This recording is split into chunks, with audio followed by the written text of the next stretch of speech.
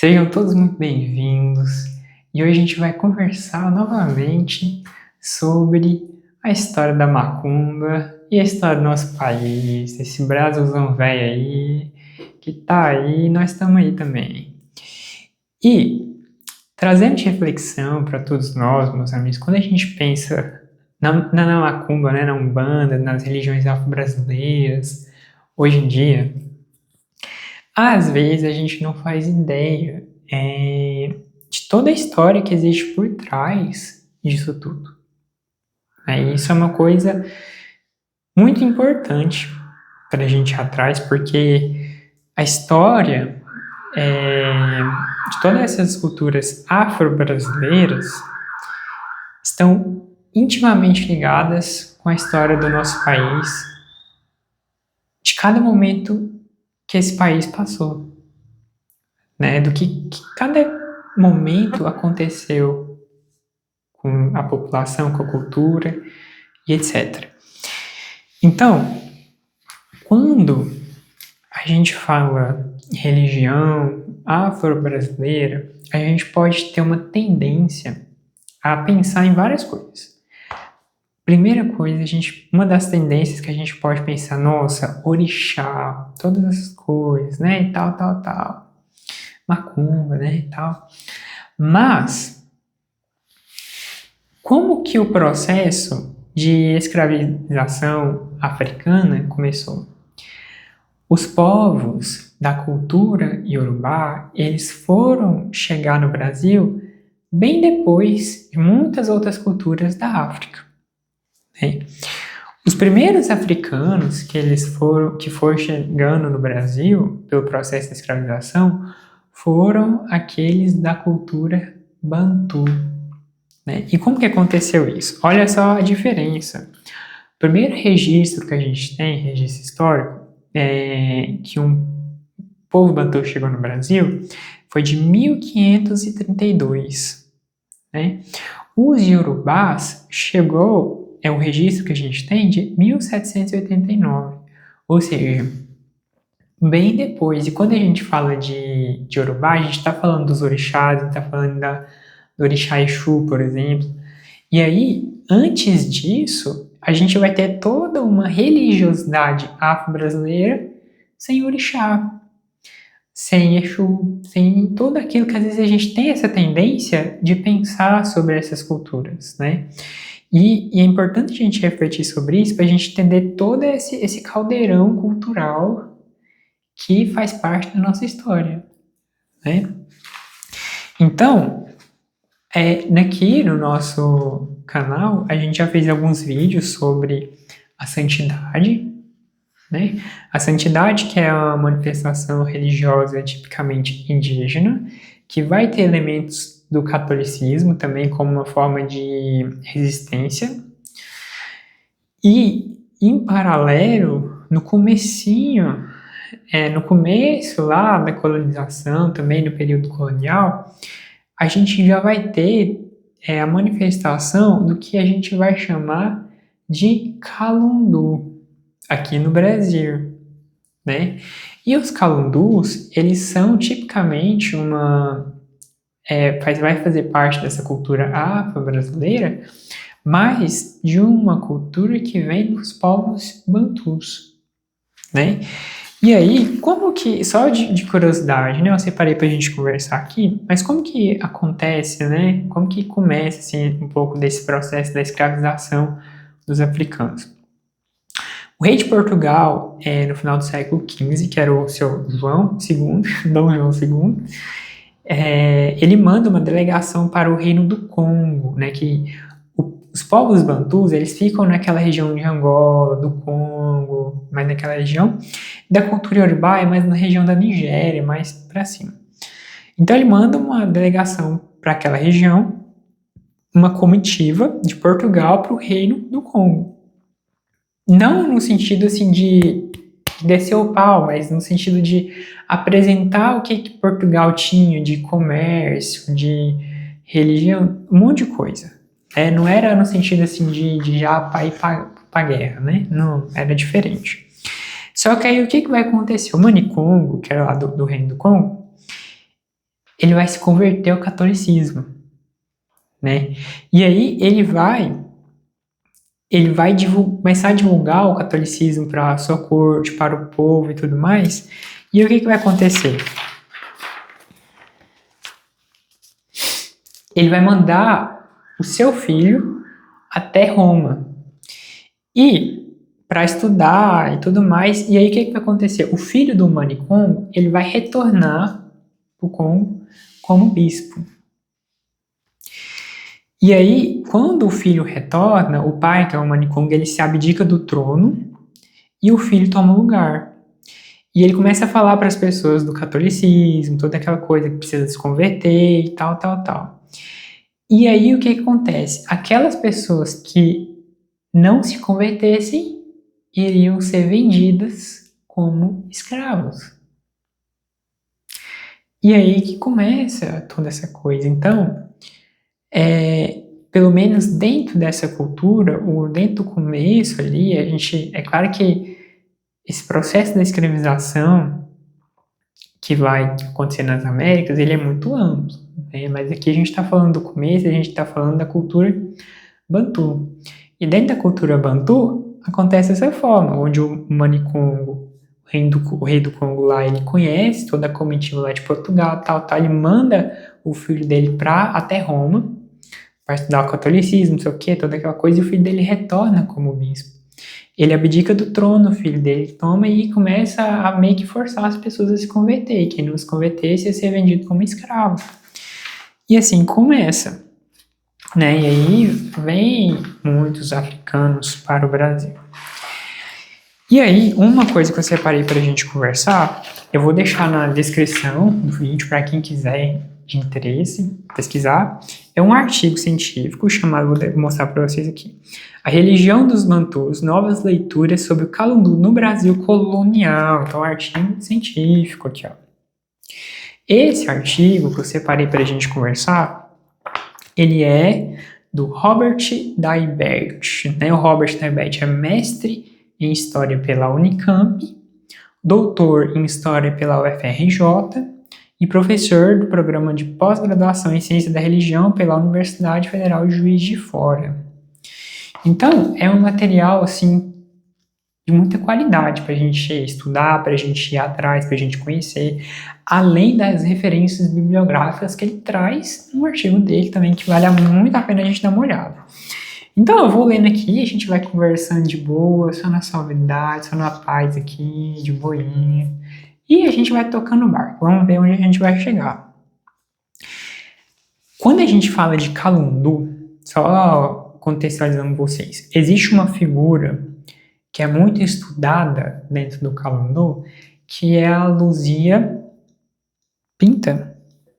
Deixa eu ver se eu não estou falando besteira para vocês. Luzia Pinta. Acho que é isso mesmo. É Dona Luzia. Mas enfim, é ela mesma. O que vai tratar dela? Ela vai ser uma das pessoas muito influentes dentro desse Calundu brasileiro, né? E o que os registros históricos trazem? Vamos ler aqui. Luzia era natural de Luanda, Angola, onde viveu antes de ser levada para o Brasil pelo tráfico negreiro no início do século XVIII. Os inquisitores tentavam desvendar o significado dos seus serviços espirituais que ela prestava à população de Minas Gerais em um ritual identificado como Calundu, né? O recurso à tortura era usado para descobrir possíveis evidências de um pacto demoníaco em suas práticas religiosas. Ao final, ela conseguiu escapar da morte, mas não foi considerada inocente. Na ausência de provas explícitas, seu pacto foi presumido, sentenciada pela abjuração de leve suspeita de ser abandonada à fé católica. Luzia foi para sempre proibida de retornar a Sabará e foi ainda condenada a 4 anos de degredo no Algarve. De alguma forma, as perguntas sobre o significado do Calundu de Luzia Pinta e de outros escravizados que transplantaram crenças, rituais e significados religiosos africanos para o Brasil atravessam os séculos seguintes, né? E aí ele continua. Considerou o calundu colonial uma espécie de aglutinação de variados ritos de cura praticados na América Central que tinham em comum o fenômeno da possessão por espíritos. A palavra calundu, segundo o autor, seria uma variante do vocábulo quilundu, termo usado para designar qualquer tipo de espírito responsável por causar doença ou aflição passível de ser curada por meio da intervenção de um sacerdote. Nesse sentido, segundo o autor, a abrangência desse significado amplamente difundido entre a comunidade escrava teria facilitado no território colonial a designação do calundu como uma religião centro-africana transplantada para o Brasil e responsável pelo tratamento de tormentos e angústias. Olha que coisa legal, meus amigos. Olha que coisa legal.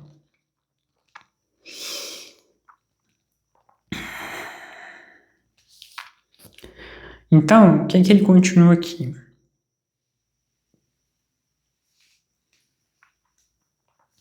Ele fala um pouco também da cultura dos bantus, né, para a gente entender melhor tudo que envolve a própria cultura do povo bantu. Os bantus são um conjunto de povos que habitavam a África Central, nas regiões que hoje compreendem Angola, Congo, Gabão e Cabinda. Apesar das diferenças étnicas, esses povos compartilhavam o mesmo tronco linguístico, eram falantes das línguas bantus. Essa base comum permitiu que muitos traços culturais e significados religiosos fundamentais fossem compartilhados entre os diferentes grupos dessa grande região, vistas hoje como um espaço geográfico menos heterogêneo do que se imaginava. Embora vários grupos étnicos dessa parte do continente apresentassem uma grande diversidade cultural, é possível detectar em todos eles a presença de uma única cosmologia centro-africana, aqui chamada de religião dos Bantus, espécie de substrato comum e base a partir da qual se fundamentava a diversidade de suas experiências religiosas. Os autores citados a seguir têm como objetivo apresentar uma síntese dos principais elementos da tradição religiosa Bantu. Olha que interessante. E aí, o que algum desses autores colocam, né? Que ele fala aqui. A religião dos Bantus era estruturada a partir da crença numa pirâmide vital dividida entre o mundo invisível e o mundo visível. Em uma ordem hierárquica de importância, no primeiro grupo encontrava-se a divindade suprema, os arquipatriarcas, os espíritos da natureza, os ancestrais e os antepassados. No segundo grupo estavam situados os reis, os chefes de reino, de tribo, clã ou família, os especialistas da magia, os anciãos, a comunidade, os seres humanos, animais, vegetais, os minerais, os fenômenos naturais e os astros. Então, existe toda essa concepção, meus amigos, todo esse estudo no decorrer da nossa história, existe também muitos registros históricos, né? Até quando a gente estava no nosso outro estudo, falando sobre a santidade, a gente viu quantos registros históricos não tinham de muitos próprios europeus que aqui estavam, jesuítas, durante o processo da Inquisição daqui do Brasil também, muitas coisas que foram registradas. Por exemplo, essa Luzia, que ele começa falando dela, ela foi condenada, né? Ela praticava essa que eles chamavam de calundu, toda aquela coisa que eram práticas de cura também, né? Igual falou, que envolvia toda essa coisa de possessão dos espíritos, de relacionamento com os espíritos também, toda essa coisa. E ela foi condenada, ela não foi morta, né? Mas ela foi degradada, né? Para fora do Brasil, ela nunca pôde voltar novamente aqui. Mas foi uma coisa que marcou a nossa história. E cada momento das tradições afro foram momentos que foram deixando certas heranças para as próximas gerações que foram vindo, né? Dentro da própria, hoje não vai ser o tema desse vídeo, né? Mas dentro da própria cultura dos Bantus, existe aquilo que a gente vai chamar de Quimbanda ou Umbanda, mas diferente daquilo que a gente concebe como Quimbanda hoje em dia, aquela Quimbanda malévola, totalmente diferente. Essa Quimbanda dos povos Bantus realmente era uma prática voltada para cura, né? Era o curador, toda aquela coisa. E a própria palavra Umbanda, quando a gente concebe ela dentro desse processo histórico vindo da religião dos Bantus, também vai conceber uma coisa de cura, né? E cura aqui, muito, a gente pode pensar no sentido amplo também, né? Não só nessa cura física, mas na totalidade do ser, como um todo. Então, a gente viu, tem essa entidade, tem o Calundu, depois a gente vai ter Cabula, a gente vai ter a Macumba, a gente vai ter a pluralidade das diversidades das umbandas de hoje em dia, né? A gente tem que falar nas pluralidades. Então, existe toda uma história, e como eu mostrei para vocês aqui, esse artigo é de um historiador muito conceituado, né? Não é simplesmente, vamos colocar aqui, de um médium, que às vezes a gente não sabe nem se ele está sendo verdadeiro consigo mesmo dentro da sua comunicação espiritual. Não, é de uma pessoa que pode não ter o contato com os espíritos, mas tem fontes muito assíduas ali também, né? Que vale muito a pena a gente dar uma estudada, a gente ir a fundo, estudar e conhecer da nossa própria história. Então, eu deixo aqui todas essas reflexões para vocês e até nosso próximo encontro. Muito obrigado a todos vocês que assistiram. Podem deixar comentários, adoro comentários de vocês, sugestões. Deixem um gostei, se fizer sentido para vocês, podem compartilhar também. E até nosso próximo encontro. Muita paz a todos.